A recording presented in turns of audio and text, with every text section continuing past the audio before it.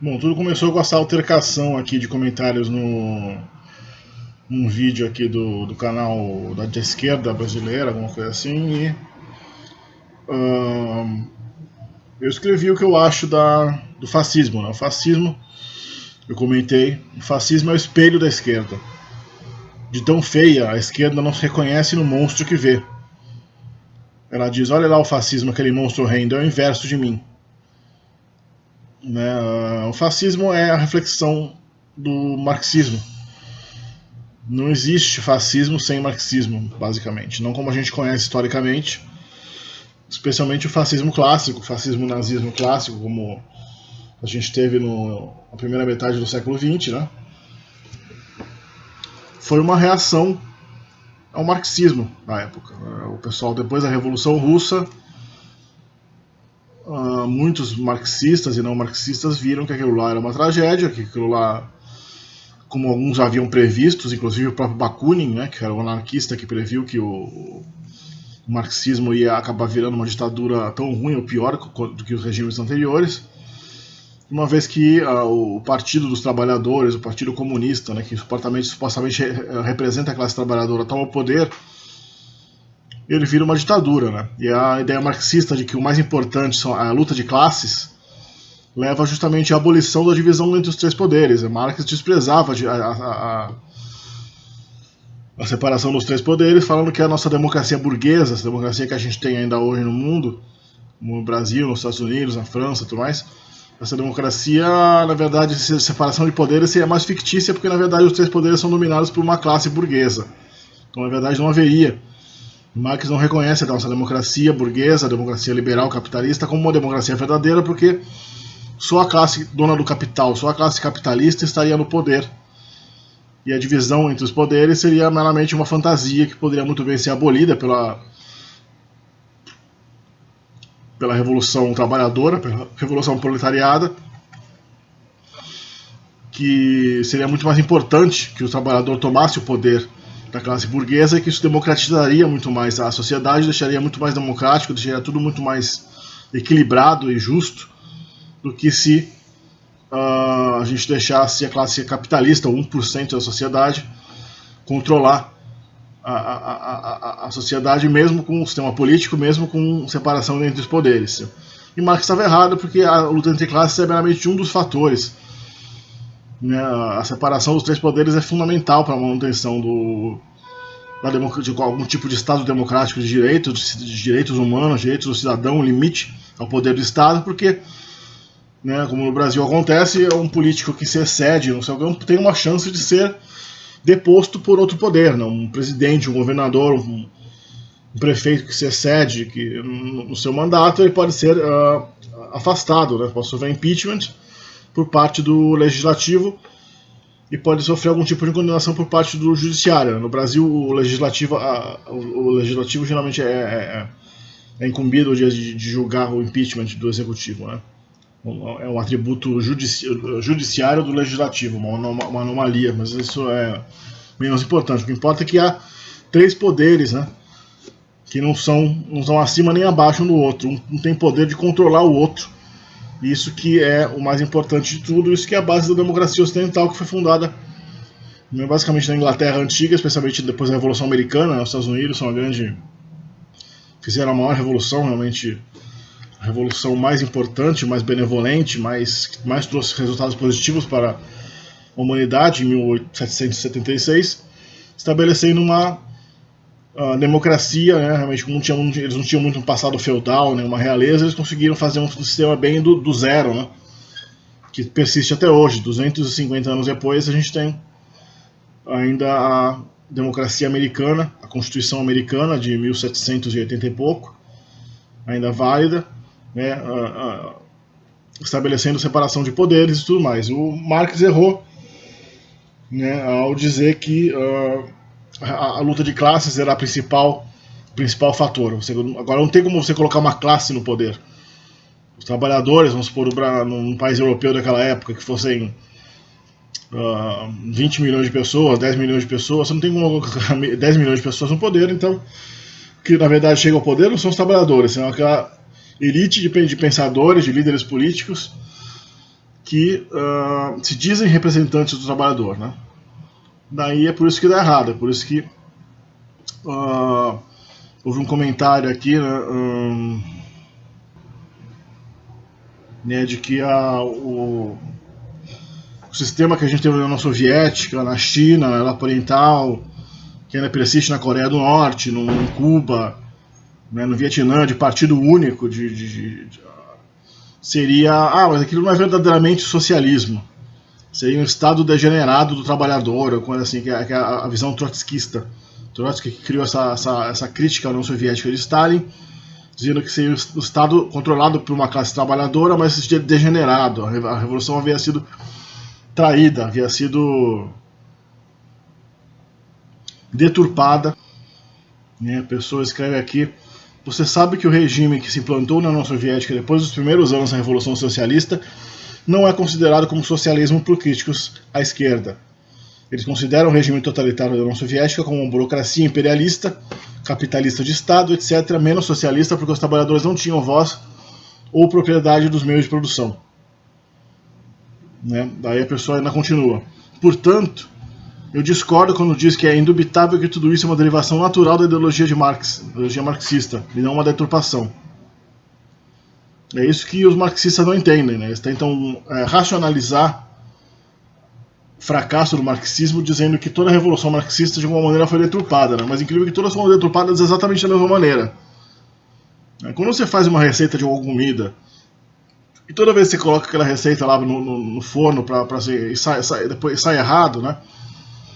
Sai uma porcaria, você coloca uma vez, 2 vezes, 3 vezes, 10 vezes, 15 vezes, todas as vezes sai a mesma porcaria, exatamente da mesma maneira, você necessariamente tem que concluir que a receita está com problema, né? Não é que você fez errado, você está fazendo exatamente como a receita fez, não é que algum fator externo àquela receita geraram uma comida mal feita, uma comida queimada com gosto errado, que é aquilo que a receita que está errada. E os marxistas não conseguem entender esse raciocínio muito simples, essa lógica muito simples de que é claro que a União Soviética não era socialista. Não existe socialismo. O socialismo é uma cenoura de burro. Uma coisa que você pendura na frente dos burros e os burros vão perseguindo aquilo até eles se cansarem, até eles servirem um propósito, daí você abate o burro e vende a carne do burro e come a carne e se aproveita daquilo. Você meramente é uma miragem. É uma miragem no deserto. Você vai perseguindo. O socialismo é uma coisa que você vai perseguindo, até que uma hora você percebe que aquilo na verdade não existe. E você vai morrer de fome, de sede no deserto. Então é lógico que a União Soviética não era socialista, porque o socialismo não existe. O socialismo é meramente uma maneira de você atrair as pessoas para te darem todo o poder. E aí, uma vez que você tem todo o poder, você se torna o único capitalista daquela sociedade. E uma vez que você se torna o único capitalista daquela sociedade e o único partido político, você tem todo o poder político, não existe divisão dos 3 poderes, não existe liberdade de imprensa, porque todo mundo que é contra o seu regime, a sua ideologia, necessariamente deve ser um inimigo daquela utopia que você está tentando estabelecer, né? E necessariamente você vai virar essencialmente o oposto do que o socialismo se pretende. Você vai concentrar toda a renda e todo o poder político na mão de, muitas vezes, um único indivíduo. É difícil achar uma revolução marxista que não tenha levado ao empoderamento vitalício de um único homem forte, seja um Stalin, um Erich Honecker na Alemanha Oriental. Na verdade, a Alemanha Oriental teve 2, né? Teve o Ulbricht e o Honecker. O Ulbricht acabou sendo afastado, o Honecker estabeleceu, mas ele fica, uma vez que ele chega lá, ele fica para a vida inteira. Stalin precisou morrer, né, para sair do poder, ninguém tinha coragem de tirar ele de lá, ele matou todo mundo que tinha qualquer chance de tirar ele de lá. Ninguém matou mais comunista que os comunistas. Os marxistas são os maiores assassinos de comunistas da história. O Khrushchev, que veio depois de Stalin, acabou sendo deposto justamente porque ele tentou reformar o sistema, ele era muito saidinho, muito soltinho, né? Então ele acabou sendo deposto em 64, depois de só 10 anos no poder. Foi o único líder soviético que saiu do poder antes de morrer. Depois do Khrushchev veio o Brezhnev, que ficou até a sua morte em 1980, 81, se eu não me engano.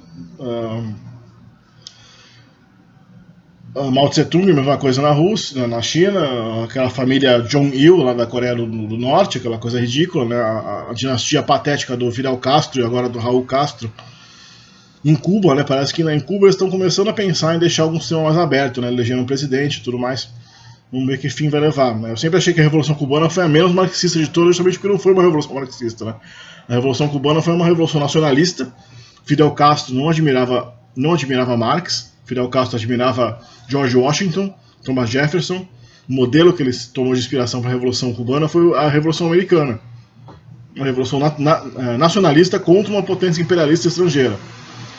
Depois que ele tomou o poder é que, pela influência de Che Guevara e pela geopolítica da época, ele percebeu a força que ele teria se ele se aliasse à União Soviética e adotasse o socialismo alinhado com a União Soviética. Na época ele ganharia todo o apoio da União Soviética e estaria ali no quintal dos Estados Unidos, né?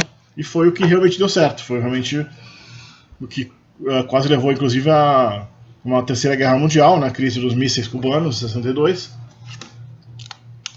Mas a Revolução Cubana foi uma das menos, o próprio Fidel Castro sempre foi um dos menos marxistas de toda essa ditadura marxista, justamente por causa desse fundo não marxista que ele teve. Ele tem uma conversão muito tardia ao marxismo, então acho que ele foi muito menos irracional, muito menos marxista na implantação da sua revolução, tanto que uma coisa que pouquíssimo, acho que na verdade eu nunca vi ninguém notar um detalhe da Revolução Cubana que eu sempre notei.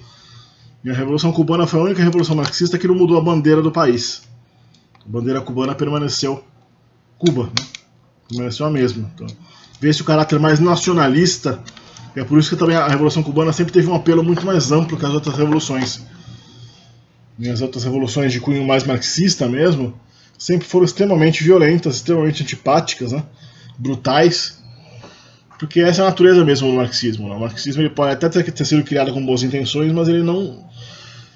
uma vez que você tenta colocar aquilo em prática, ele vira necessariamente uma ditadura totalitarista, né? Não é nem uma ditadura como a gente teve a ditadura militar brasileira, ou mesmo a ditadura de Getúlio Vargas, né? Que foi uma ditadura realmente mais forte, que não tinha nem partido político, não tinha nem congresso, nem nada, nem um fingimento de democracia tinha. A ditadura marxista era justamente por se achar o único caminho da salvação, ela acaba sendo totalmente intolerante a qualquer tipo de oposição, inclusive dentro do próprio marxismo, né? Então os Trotskys das vidas, aí, aqueles que são os revolucionários que discordam daquele que tomou o poder, acabam também sendo eliminados rapidamente do sistema, acabam sendo purgados, né? Pelo sistema, porque se torna uma coisa monolítica, fanática, né? É um fanatismo religioso, né? A similaridade entre o marxismo e o cristianismo eu pretendo explorar em alguns outros vídeos que eu vou fazer, porque meu canal é de linguística, né? Mas eu vou fazer muito comentário político aqui, porque não dá para se abster desse tema, né? Quem estuda linguística, quem estuda línguas, especialmente alemão, russo, como eu, né? Lê muita coisa e acaba tendo uma opinião além da própria linguística, né? Então a similaridade com o marxismo a similaridade com o fascismo é essa. Uma vez que o marxismo foi implementado, né, uma tentativa de implementar na Rússia o marxismo em 1917, logo aquilo se degenerou no que aquilo estava destinado a se degenerar, né? Ele virou um stalinismo, virou o totalitarismo, um pesadelo, né, político, econômico. Só não foi um pesadelo econômico pior, se você estudar a nova política econômica de Lenin, que logo depois da Revolução ele percebeu que não existia economia socialista, né? O que existe é capitalismo, toda economia é capitalista de um jeito ou de outro. Você tem que ter os bens de capital, você não pode ter um comitê central que decide preços magicamente, com base em política. Você tem que ter o próprio agente econômico, o próprio produtor daquilo, o próprio comerciante, transportador, manufaturador, seja que todos os atores econômicos, todos os agentes econômicos têm que estar envolvidos na determinação do preço, da quantidade, da distribuição das coisas. Não dá para centralizar tudo isso. Então Lenin fez a nova política econômica que simplesmente ele restabeleceu a propriedade privada e a livre flutuação de preços dentro da União Soviética, porque ele viu que não dava nada disso, né? Eventualmente, a União Soviética, depois de Stalin, especialmente depois da Segunda Guerra Mundial, eles acabaram estatizando tudo mesmo. E o resultado é que houve um mercado negro enorme, né? Dizem aí que o mercado negro era pelo menos metade da economia soviética dos países da Europa Oriental, era o mercado negro de praticamente que mantinha esses países vivos. Né? Se não fosse o mercado negro, as pessoas iam morrer de fome, mesmo quando aconteceu na Venezuela até agora. E daí, o fascismo, quando é que entra nessa história? O fascismo vem justamente da reação, especialmente na Itália e na Alemanha. Existem outros movimentos fascistas da época, na Áustria havia um proto-fascismo, havia fascismo da Ustaša, na Croácia, né? Outros movimentos, o Brasil tinha um movimento integralista, né? Mas principalmente o movimento de Mussolini e Hitler, né, que conta. Mussolini era um partido membro comunista italiano que depois da Revolução Russa acabou criticando muito o marxismo e a Revolução Russa, acabou sendo expulso do Partido Socialista Italiano e criou seu próprio movimento, que seria a versão do socialismo que ele queria. O fascismo, ele pegou o símbolo do fascio, a ideologia fascista já tinha sido desenvolvida por intelectuais europeus anteriores, mas essencialmente Mussolini é que pegou realmente essa ideologia e fez alguma coisa baseado num ataque ao liberalismo, num ataque ao capitalismo, num ataque ao individualismo, e a ideia é que não existe nada fora do Estado e tudo existe pelo Estado. Todo indivíduo só é grandioso se ele faz coisas em nome da coletividade, em nome da sociedade. Então, ele é similar, sim.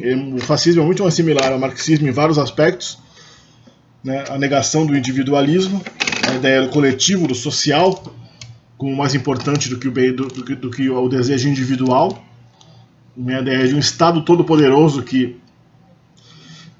aplica a justiça social, a justiça econômica, a justiça física na base da força, sem nenhum controle, não desprezo pela democracia eletiva, pela separação dos poderes. E por que deu certo? Justamente porque deu medo das pessoas de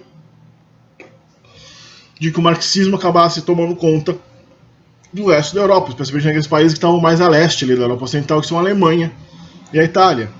Né?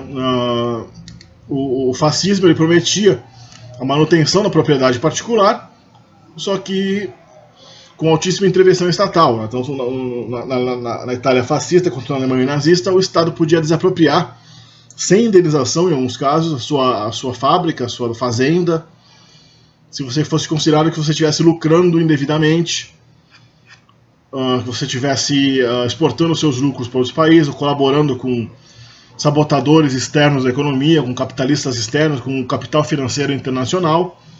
Daí entre os judeus, né, os judeus que já eram grandes banqueiros naquela época,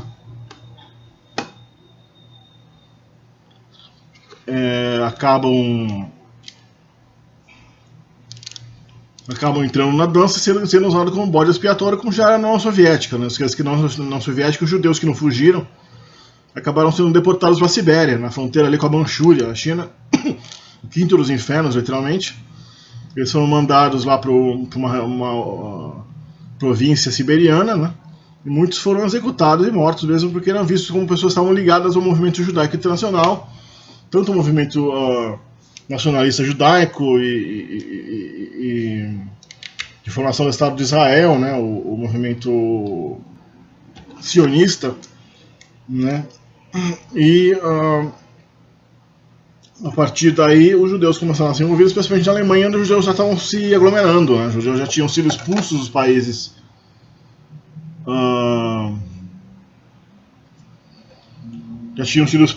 mediterrâneos, que era a origem deles, né? Eles foram expulsos de cada país, até que no século XVIII e XIX eles acabaram se aglomerando todos na região da Alemanha e da Polônia, da Lituânia, da Rússia. Né?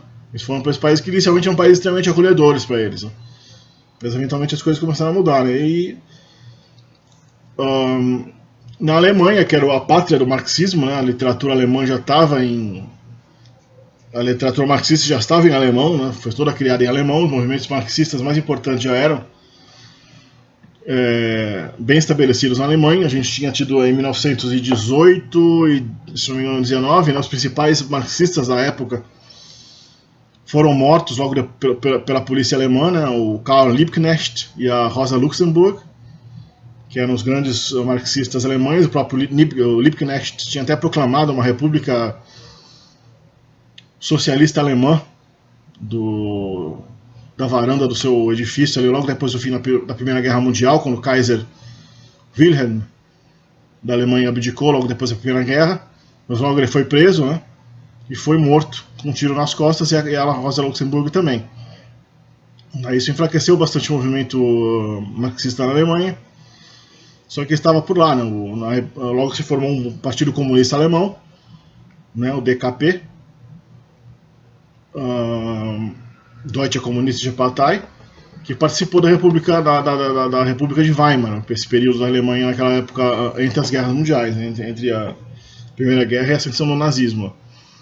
Justamente o nazismo começou a subir naquela época porque viram que a experiência soviética, né, era um pesadelo, e começou a haver um grande desespero, não só por conta dos ricos, né? Os ricos, claro, têm tudo a perder com o comunismo, que é uma desapropriação total dos grandes capitalistas, mas também começou a haver um desespero por parte dos intelectuais, né, e dos próprios trabalhadores, dos mais pobres, que eles viram que o trabalhador não ganhava nada na União Soviética, não tinha liberdade para nada.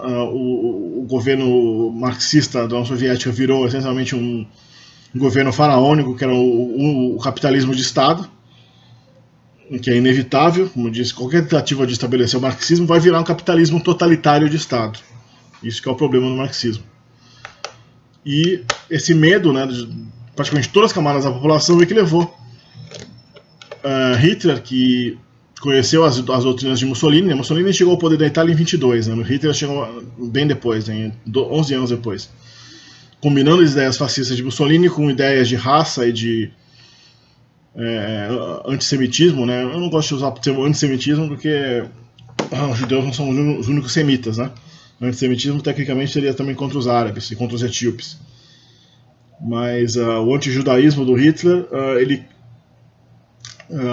usando como bode expiatório a população judaica, que também era uma população bastante também afetada pelo marxismo. A maior parte dos marxistas eram judeus, né? Os judeus eram muito intelectualmente proeminentes na Alemanha, e esse pavor de que a revolução marxista bolchevique se espalhasse para a Alemanha, que era um pavor bem justificado, né, levou à ascensão daquele que prometia com mais força, com mais veemência, se livrar dessa ameaça, que era um sistema que se também resolvia o que era visto como um problema do capitalismo. Na República de Weimar eles tiveram hiperinflação, eles tiveram uma grande depressão, que foi causada pelos problemas políticos e econômicos dos Estados Unidos, né? Então o capitalismo liberal estava bem desacreditado e o comunismo estava bem desacreditado por causa da Revolução Russa, que tinha virado um pesadelo. Então o pessoal correu para Hitler, que era aquele que prometia um Estado forte, um Estado do trabalhador, um Estado que garantisse o bem-estar da população, os direitos do trabalhador, mas preservasse a cultura tradicional, preservasse a propriedade privada e preservasse também a religião e algum tipo de orgulho nacional, símbolos nacionais. O que também não preservou muito. Você vê que Hitler, assim como comunista, Hitler praticamente substituiu a bandeira da Alemanha pela bandeira do Partido Nazista, né? Aquela bandeira idiota da suástica, né? Que ele apropriou aí dos povos da Índia, aí, que não tem nada a ver com o nazismo, né?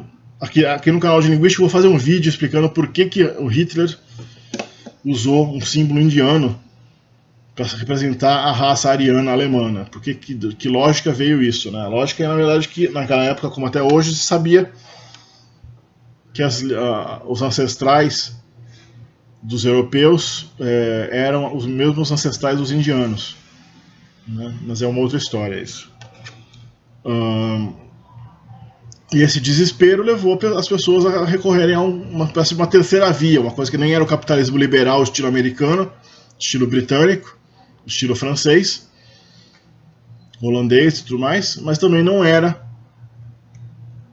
o marxismo soviético, bolchevique, o marxismo clássico, que causava uma desapropriação total da economia, o que gerava, indubitavelmente, nem que fosse sem intenção, a estatização total da economia, ou seja, o Estado se tornava único capitalista. Um Estado é uma situação de monocapitalismo. Só existe um capitalista na sociedade inteira, ou seja, o pior pesadelo possível de uma economia. E pior ainda, esse único capitalista também tem todo o poder político.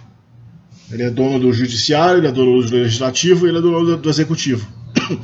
Então você tem aí o marxismo, ele gera, nem que não intencionalmente, ele gera o pior sistema político possível de todos. Isso é inerente ao marxismo, tá? Não foi que ele foi traído, foi que ele simplesmente é mal feito. Então você tenta implementar uma coisa mal feita, ele gera um resultado que não era previsto na teoria. Não há uma democratização dos meios de produção, não há uma democratização do poder político, existe, pelo contrário, uma concentração total do poder político nas mãos, tipicamente, de um único indivíduo. E para fugir desse pesadelo surgiu essa terceira via fascista, que copiou todos os estilos do comunismo. A própria suástica nazista foi copiada. A ideia de que o seu movimento político tem que ter um logotipo, né, foi copiada dos bolcheviques, dos fascistas, dos marxistas, né, que tinham a foice e o martelo. Substituíram os símbolos nacionais da Rússia pelos símbolos do partido, da ideologia. A ideologia até acima da nação. Então você cria um logotipo, foice e um martelo, os faces do Mussolini ou a suástica nazista, e você cria toda essa linguagem visual. Chama-se uma linguagem visual, uma harmonia visual, uma espécie de identidade visual. Quem estuda marketing sabe muito bem que uma marca tem que ter uma identidade visual. Você olha para um Mercedes, você sabe que é um Mercedes. Você olha para um BMW, você sabe que é um BMW. Você olha para um restaurante do McDonald's, você sabe que é um McDonald's. Você olha para uma igreja católica, você sabe que é uma igreja católica. Aliás, a igreja católica foi a primeira entidade na história da humanidade que é uma identidade visual.